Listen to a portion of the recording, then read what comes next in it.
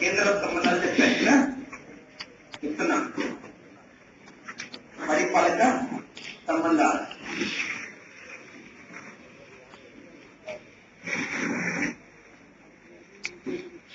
ఈ పరిపాలక సంబంధాలను నేను నా గురించి రాష్ట్రంలో ఎక్కడ పేర్కొన్నారు అంటే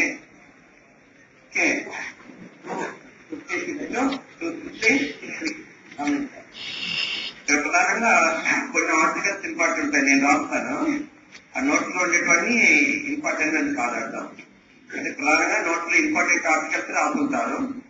అంటే ఇక్కడ మాత్రం ఒక 2-3 ఆర్టికల్స్ ఇంపార్టెంట్. కోర్టులో నేను ఆర్టికల్ రాస్తే అది మోస్ట్ ఇంపార్టెంట్ అని గుర్తుపెట్టుకోవాలి.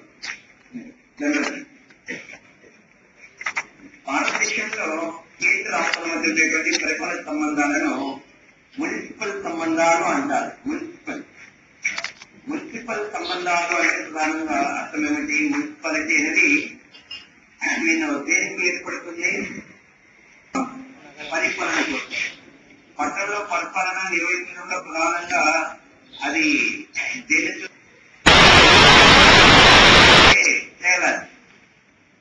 చెత్త రోజు కూడా కలెక్ట్ చేయాలి.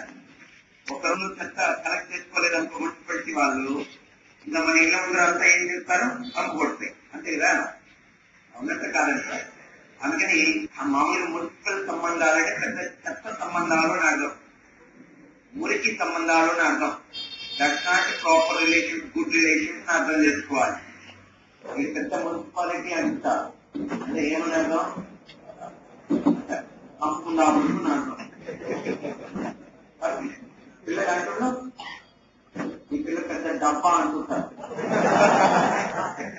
మాట్లాడే అమ్మాయి మన పిల్లలు అక్క వాళ్ళు ఎవరు